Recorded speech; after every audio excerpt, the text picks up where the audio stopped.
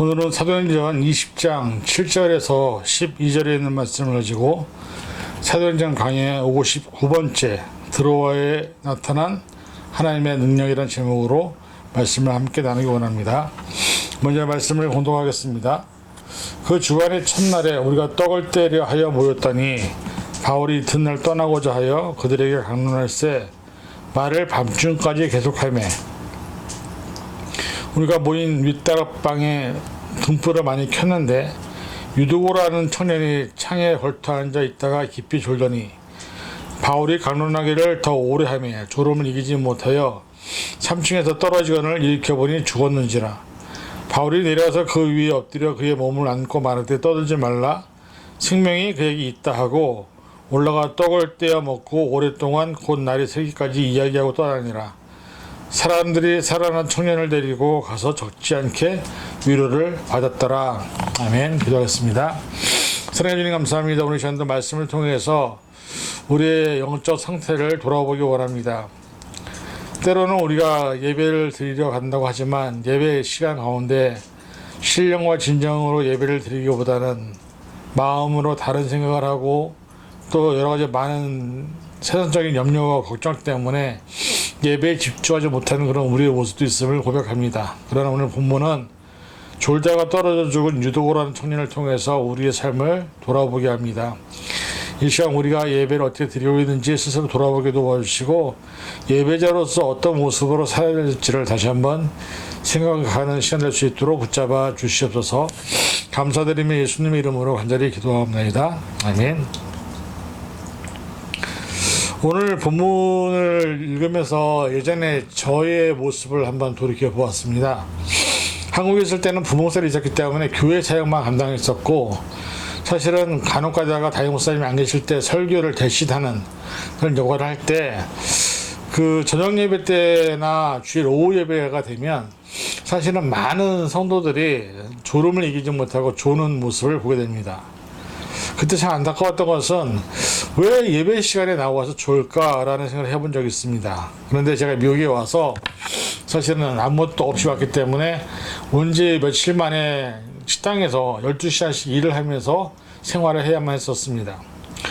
그때 제가 느꼈던 건 뭐냐면 제가 목사임에도 불구하고 일주일 내내 그렇게 일을 하다가 주일날 예배에 참석을 하면 저도 모르게 졸고 있는 제 자신을 발견하게 되었습니다. 그러면서 잠깐 이렇게 되는 것이 사람들이 얼마나 세상에서 피곤하게 살기에 예배 시간에 나오는 것이 쉽지 않은 일이구나. 게다가 앉아서 사실은 졸지 않고 예배를 드릴 수 있는 것이 참 어렵다라는 것을 깨닫게 된 적이 있었습니다. 오늘 본문에 보면 이 바울이 말씀을 밤새도록 증거합니다.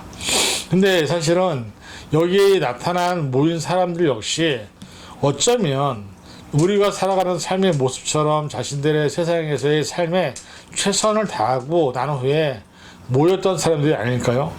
그들의 삶에서 최선을 다해서 에너지를 다 쏟고 모였는데 말씀이 길어지면 길어질수록 사실은 졸음이 오는 것은 당연한 인간의 모습입니다. 우리가 아무리 예배자를 할지라도 사실은 졸음을 이기지 못하고 그 예배 시간에 앉아있는 것이 쉬운 일은 아닙니다. 그래서 때로는 교회 안에서 그 예배 시간에 잠을 주무시는 수많은 분들을 많이 봅니다. 그럴 때 뒤에서는 그렇게 얘기하죠. 저럴 거면 예배에 뭐하러 나와? 근데 또 어떤 분은 그렇게 얘기합니다. 저런 모습으로라도 예배의 자리에 나와 있는 것 자체가 주님께 칭찬받을 일이라고 얘기합니다. 어떤 것이 맞는지는 모르겠습니다만 사실은 오늘 이 본문은 우리의 영적인 상태를 돌아보는 하나의 잣대가 되지 않을까라는 생각을 해봅니다. 오늘 본문에 보면 이 초대교회 예배 시간에 설교 시간에 졸다가 3층에서 떨어져 죽은 사람이 등장합니다. 유도고라고 하는 청년인데 이 사람이 상습적으로 졸았는지 아니면 얼마나 힘든 일을 고되게 했으면 그렇게 졸기까지 했는지 알지 못하지만 어쨌든 죽었습니다. 이 사실 앞에서 우리는 사람이 세상을 살면서 영적으로 신앙적으로 온전하게 살아간다는 것이 쉽지 않다라는 생각을 해봅니다. 저도 사실은 미국에 와서 지금까지 계속 일을 하고 있지만 사실 우리가 일을 하면서 한 가지 느끼는 게 뭐냐면 이 미국이라는 나라는요 사실은 예배에 참여하든 참여하지 않든 그것은 우리의 자유입니다. 근데 한국에서는 우리가 눈치 문화가 있기 때문에 사실 많은 사람들이 예배에 억지로 참여를 합니다. 집사가, 장로가, 또 권사가 어떻게 예배를 빠져라는 이 말 듣기 싫어서 예배에 참석을 하지만 그 예배에 집중을 못하고 예배 시간에 딴 생각을 하다는 경우를 수없이 많이 봅니다. 게다가 특히 요즘과 같은 핸드폰을 손에 쥐고 살아가는 시대 속에서는 항상 예배 때마다 나오는 게 뭐냐면 핸드폰을 꺼주십시오, 무음을 해주십시오, 그 다음에 뭐 이런 식으로 광고 나오는 이유가 사람들이 예배를 드리면서도 핸드폰을 계속 보고 있기 때문이죠. 심지어는 게임하는 아이들부터 시작해서 심지어는 그 핸드폰을 보면서 주식을 보는 사람들도 있고 또 뉴스를 보는 사람들도 있고 사실은 예배 자리에 억지로 나와야 해서 예배를 드리고 있기 때문에 그것이 너무 지겹고 힘들어서 차라리 핸드폰을 보는 게 더 낫다는 생각을 해서 무음으로 해놓고 핸드폰을 보는 사람들을 우리는 쉽게 발견할 수 있습니다. 과연 어떤 게 옳은 것일까? 물론 예배는 집중해서 하나님께 신령과 진정을 드리는 것이 맞습니다. 그러나 오늘 이 본문에 있는 말씀처럼 사실은 이 바울의 설교 강론이 길어지면서 그 3층에 앉았던 그 유도고라는 청년이 창문에서 떨어져서 사람들이 볼 땐 죽었습니다. 죽었는데 그 모습을 보고서 사람들이 어떤 생각을 했을까라고 생각해 봅니다. 여러분 생각해 보세요. 예전에 제가 읽었던 책 중에 감명 있게 읽었던 것이 뭐냐면 예수님이란 어떻게 하실까라는 책이었습니다. 이 책의 내용이 어떤 내용이 있었냐면 어떤 부자 마을에 또 중형교회에 모형을 갖춘 그리고 대부분 많은 사람들이 돈을 많이 번 사람들이 모인 교회가 있었습니다. 어느 정도 기반을 잡은 교회였죠. 그런데 어느 날 예배 시간에 갑자기 거지가 한 명이 들어옵니다. 그리고 이 거지가 와서 예배를 드리고 있는 중간에 갑자기 강대상으로 가운데로 뚜벅뚜벅 걸어갑니다. 그러면서 하는 말이 뭐냐면 니네가 다 크리스찬이냐고 어떻게 그럴 수가 있냐고 그러면서 뭘 얘기하면 자기가 여기 이 마을에 온 지가 벌써 2주가 넘어갔는데 어느 집을 두들겨도 어느 집을 찾아가도 자기에게 한번 물 주는 사람이 없었고 어느 집에서도 자기에게 음식 한번 주는 사람이 없었다는 것이죠. 근데 대부분 그 집 앞에는 크리스찬인 표시인 교회에 다니고 있다는 성도의 지배하는 문구가 있었다는 것입니다. 그 사람은 한 가지 희망으로 성도라면 교회를 다니는 사람이라면 최소한 거지에게 물 한 모금은 줄 줄 알았는데 어느 집을 찾아가도 그러지 않았다는 것이죠. 그래서 이 사람이 2주 내내 굶었던 것입니다. 너무 화가 나서 교회에 와서 이제 사실은 이제 그걸 분풀이를 하다가 이 사람이 정말 거기서 푹 쓰러지면서 갑자기 죽었습니다. 얼마나 충격이었겠습니까? 자기들만의 공간에서 자기들끼리 예배를 잘 드리고 있는데 어느 거지가 들어와서 거기서 자기들이 욕하면서 죽어버리는 모습을 봤을 때 거기에 있는 이제 목사님이 그 책의 내용에 보면 예수님이랑 과연 어떻게 하셨을까라는 이제 질문을 하게 됩니다. 그리고서 그 교회 안에 있는 성도들을 향해서 예수님은 어떻게 할까라는 그 모토를 갖고서 삶을 1년 동안 살아보기로 작정한 사람들을 모읍니다. 그 중에는 많은 사람들이 있었습니다. 사업을 하는 사람들, 또 여러 가지 많은 일하는 사람들. 근데 그 사람들이 자신의 삶에서 예수님이라면 어떻게 하실까라는 그걸 이제 직접 경험해 보면서 놀라운 변화를 경험하게 되는 그런 내용들이 나와 있는 책입니다. 근데 한번 생각해 보십시오. 우리 예배 시간에 만약에 어떤 누군가가 갑자기 어떤 문제로 인해서 사고에서 죽었다.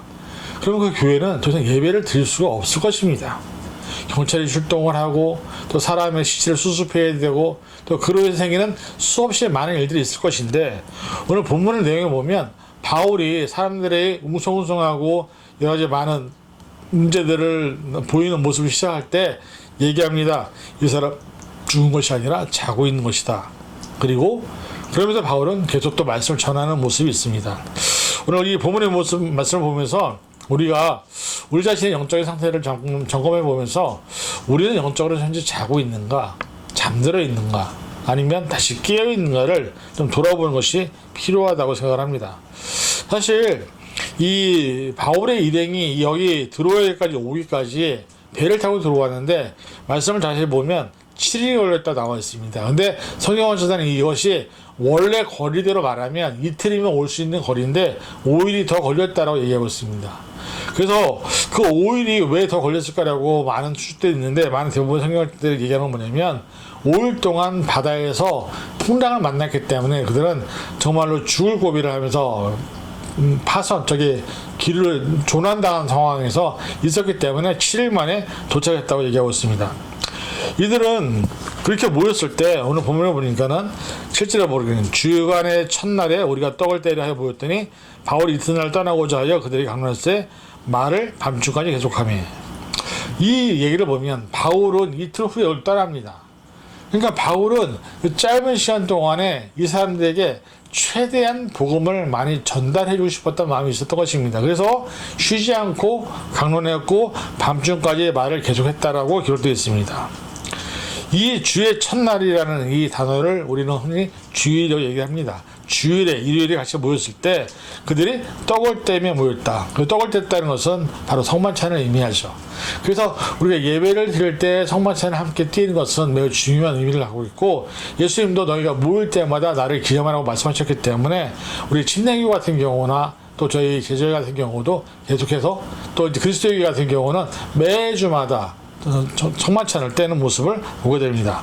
근데 중요한 건 뭐냐면 그들이 모였을 때 이 말을 계속해서 밤중까지 했던 이 바울의 모습에서 저는 그런 생각이 들어갑니다. 바울의 마음이 얼마나 다급했을까. 자기가 이곳을 떠날 날은 이틀밖에 안 남았는데 아직도 전해줄 내용은 많이 있었다는 것이죠. 그러나 어쨌든 간에 그들이 떡을 때려 모였다는 것은 사실은 성만찬을 하면서 주의 죽으심을 기념하고 주님이 떡을 떼어주신, 자기의 몸을 내어주신 것을 기념하는 성만찬을 했다는 것입니다. 성찬을 뗀다는 것은 예수 그리스도의 찢기신 몸을 상징하는 것이고 흘리신 피를 기념하는 것입니다. 그래서 그때부터 사실은 이들이 예수님의 성만찬을 기념했다는 것이 초대교회부터 시작되었음을 우리에게 알려주고 있습니다. 바울은 드로아를 떠나고 하기 바로 전날까지 계속해서 모였는데 그날이 주일이었습니다. 자신의 복음을 듣고 예수를 영접한 드로아의 형제 자매들과 함께 주일 예배를 드렸다는 것이죠. 근데 낮에 드린 게 아니라 저녁 때 모여서 드렸습니다. 어쨌든 간에 중요한 것은 뭐냐면 예수님을 믿는 그리스도인 중에서는 그 당시에 노예나 일꾼 같은 하류층 사람들이 많이 있었습니다. 물론 로마의 귀족들도 나중에 많이 있었지만 특히 노예들이 많았다는 것이죠. 왜? 그들은 1년 내내 쉬는 날이 없었기 때문이죠. 하종의 일을 하고 난 다음에 현실은 함께 모여서 예배를 드리는데 이 복음을 아무리 좋은 것이라 할지라도 그래서 계속 듣다 보면 사실은 이들이 정말 얼마나 힘든 몸 상태에서 말씀을 들었는지를 예측할 수 있을 것입니다. 이 강론이라고 하는 것은 당시에 말씀을 혼자 일반적으로 전하는 것이 아니라 토론과 토의의 뜻이 포함되어 있습니다. 그래서 이 사람들에게는 궁금한 것을 질문하고 그 질문에 질의한 것에 대해서 답변을 하고 이것이 왔다 갔다 하면서 시간이 더 길어졌다는 것이죠. 왜냐하면 한 사람이 강의를 하거나 설교를 하게 되면 정해진 설교 요약이나 설교 원고만 읽으면 되지만 강론은 여러 가지 많은 질문이 나옵니다. 왜냐하면 복음이 전해졌기 때문에 그 복음을 처음 맞이한 사람들 입장에서는 여러 가지 다양한 자신들의 생각이나 의구심을 갖게 될 수 있습니다. 그래서 그것을 물어봤는데 거기에 대해서 바울은 복음적으로 하나님을 잘 설명하는 것이 필요하기 때문에 당연히 시간은 길어질 수밖에 없었다는 것이죠. 바울은 어쨌든 간에 이 사람들이 궁금해하는 모든 복음에 대한 것들을 알려주고 싶은 마음이 있었습니다. 그러니까 너무 열심히 질문하고 했습니다. 그러고 난 다음에 8절에 보니까 우리가 모인 윗다락에 등불을 많이 켰는데 예배 장소의 모습을 보면 어두워지고 나서라도 불을 켜고도 계속 이 예배가 진행이 되었다는 것이죠. 이 예배를 드린 곳은 어느 교인의 윗다락이었습니다. 그들의 주로 모이던 집이었을 것입니다. 근데 사실은 그 당시 집의 구조를 보면 3층이나 맨 꼭대기에 있는 다락방에 모였다라고 추측을 하고 있습니다. 예수님이 최후의 만찬을 하셨던 곳도, 예루살렘 교회가 처음 모여서 기도하다가 성령을 받은 곳도 마가의 다락방이었습니다. 즉, 이 당시 주거 공간의 위층에는 넓은 공간이 있었다는 것이죠. 그래서 그 넓은 공간이 탁 트여 있고 천장이 높지 않은 곳이었다고 생각할 수 있습니다. 그런데 문제는 여러분 한번 생각해보세요. 많은 사람들이 모였는데 거기서 말을 하고 숨을 쉬고 있으니 그들의 호흡이 계속 올라가야 되는데 지붕이 낮으니까 점점 산소가 없어지는 거 아닙니까? 그러니까 더욱 더워지고 등불도 켜는 상황이고 그런 상태에서 정말 밤까지 이어지니 얼마나 힘들겠습니까? 근데 구절에 보니까는 유독으로 하는 청년이 창에 걸터 앉아 깊이 졸더니, 깊이라는 말 나오죠. 계속 졸았다는 얘기입니다. 바울이 강론을 더디하며 오래하며 졸음을 이기지 못하여 3층에서 떨어지는 직원을 일으켜보니 죽었는지라. 사실 어떤 분들은 이것을 보면서 사실 우리가 왜 저렇게까지 졸았느냐, 차라리 집에 가지라고 얘기할 수도 있을 것입니다. 근데 그게 아닙니다. 꽉 차 있었던 사람들의 삶 속에서 복음이라는 그 자리에서 있고 싶었던 사람들, 그래서 창문에 걸터 앉았던 여러 많은 닫는 사람들이 있었다는 것이죠.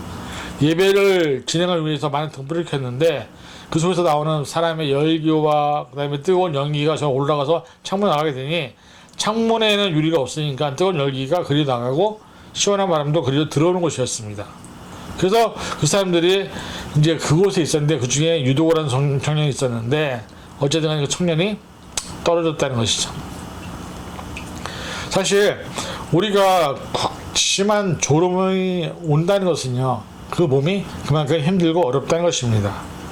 근데 3층 다락방 창문에서 바닥으로 떨어지니 그 높이가 얼마나 충격이 컸겠습니까? 당연히 죽을만 할 것입니다. 이 사건이 일어났을 때 바울은 어땠을까요? 내가 설교를 너무 오래 했나? 라는 생각도 들지도 모르겠고, 그 다음에 이렇게 하는 것이 하나님의 뜻인가? 라고 했을 것입니다. 그리고 아마 바울은 속으로 기도했을 것입니다. 하나님, 이 상황에서 하나님의 놀라운 일을 보여주시기 원합니다. 그리고 바울이 보니까 10절에 보니까 내려가서 그 위에 엎드려 그의 몸을 안고 말하되 너희가 떠들지 말라. 생명이 아직 그에게 있다라고 얘기를 합니다. 바울은 바로 유두고가 떨어진 곳으로 내려갔습니다. 그리고 그 시체 위에 엎드려서서 시체를 안았습니다. 사람들이 충격을 받았겠죠. 어쩌면 어떤 사람들은 비명을 지르며, 또 어떤 사람들은 슬퍼하며, 또 유독으로 아는 사람도 있었겠죠, 그 안에. 근데 당연히, 근데 그때 바울은 사람들에게 죽지 않았다, 생명이 있다고 얘기합니다. 그래서 어떤 학자들은 이렇게 얘기합니다. 유도구가 죽은 것이 아니라 기절했을 것이다.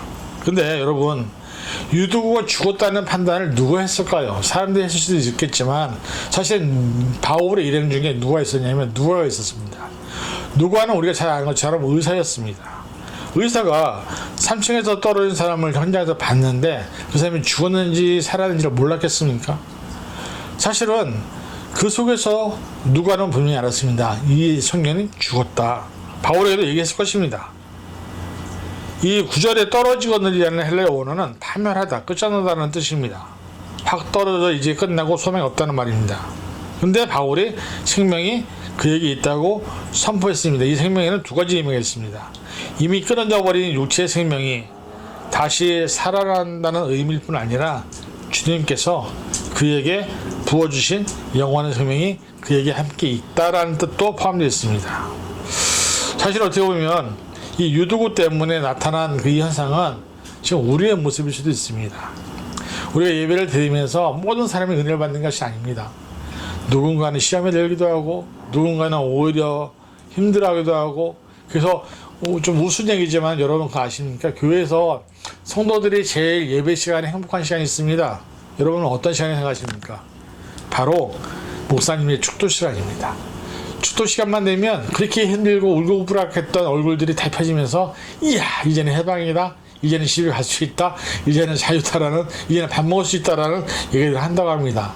참 오픈 얘기인데, 사실은 많은 성도들이 세상에서 지치고 힘들고 어려운 상황 속에서도 교회에 나와서 예배를 드린다는 것은 참으로 어려운 현실이라는 것을 우리가 인정해야 한다는 것이죠. 그래서 우리가 그들을 위한 예배도 좀 배려도 하고 그들을 위해서 생각도 좀 해야 된다고 생각을 합니다. 그래서 사실 요즘 많은 교회에서 목사님들이 설교를 오래 하지 않습니다. 길어야 한 20분, 30분. 이제는 그렇게 해서 교회가 대부분 예배 시간을 1시간에 맞추려고 합니다. 그 안에서 뭐 설교의 핵심과 복음의 핵심을 끌어내려고 하니 그것도 참 쉽지 않은 일이죠. 왜냐면 그 안에 순서도 많이 있고 또 여러 가지 많은 다양한 것도 있으니까요. 그래서 사실은 바울의 입장에서는 자기가 강론을 하면서 복음이 전해지고 거기에 대한 질문이 들어오고 거기에 답변을 하고 또 다른 질문이 들어오고 이것을 계속 하다 보니 사실은 바울의 입장에서는 이것이 계속 해도 되는가가 아니라 계속 해야 된다고 믿었을 텐데, 유도구가 떨어지는 사건을 통해서 갑자기 참을 껴안은 것처럼. 그런데 놀라운 것은 바울이 유도구를 살해했다고 얘기하고 한 후에 한 행동이 있습니다. 그게 뭐냐면 계속 강론을 계속 했다는 건 밤새도록. 그리고 아침에 바울은 떠났습니다. 여러분, 우리가 사실은 이 바울이 했던 일은 우리가 옳다 그르다 얘기할 수 있을까요? 사람이 죽었는데 어떻게 예배를 계속 드리냐. 사람이 죽었으면 장례를 치르고 가족들에게 슬픔을 위로하고 같이 해야 되는데, 바울의 마음에서 믿음이 뭐냐면 이 사람은 생명이 있다고 믿었기 때문에, 죽은 것이 아니라고 믿었기 때문에 그렇게 바울은 계속해서 말씀을 전하는 일을 했다는 것이죠.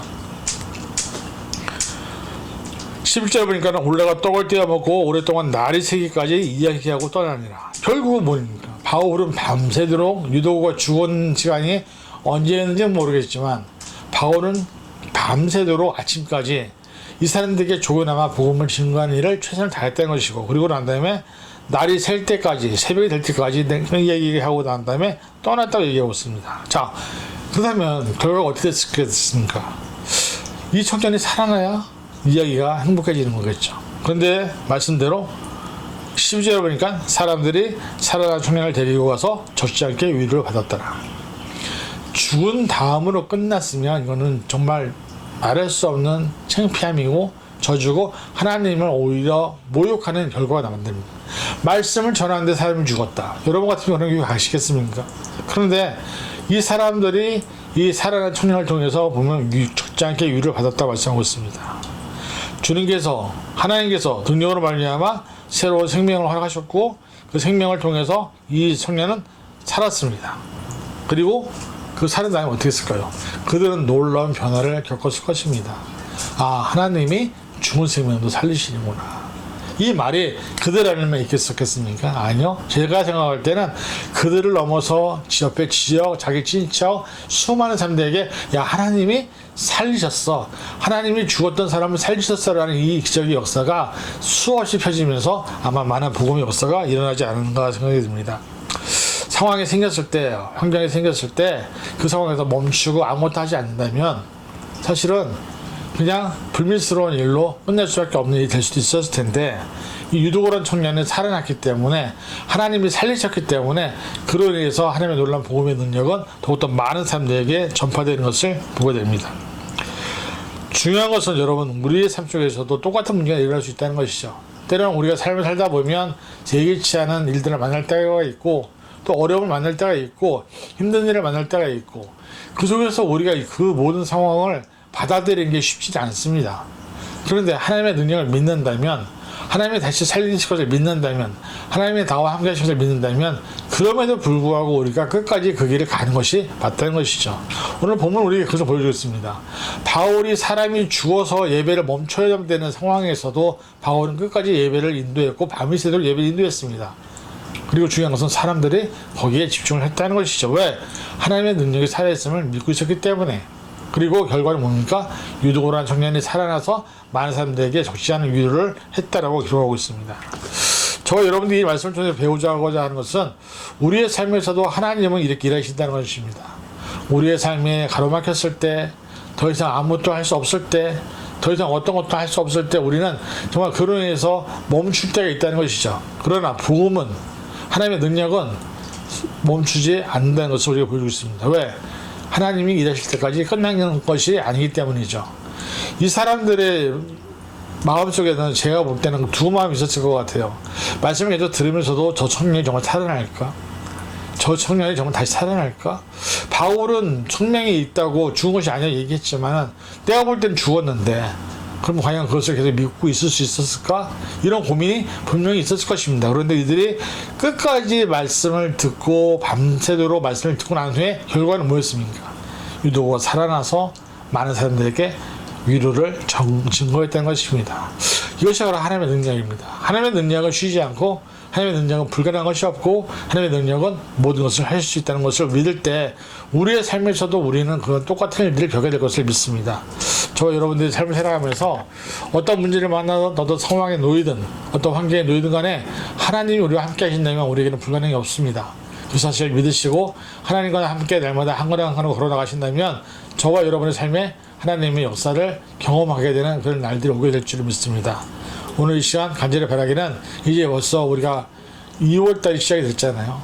점점 시간은 빨리빨리 지나가는데 그 안에서 하나님의 능력을 맛보고 경험하는 삶이 되어서 하나님과 함께 동행하는 믿음의 10년들 될 수 있기를 주님의 이름으로 간절히 축원을 드립니다. 기도하겠습니다.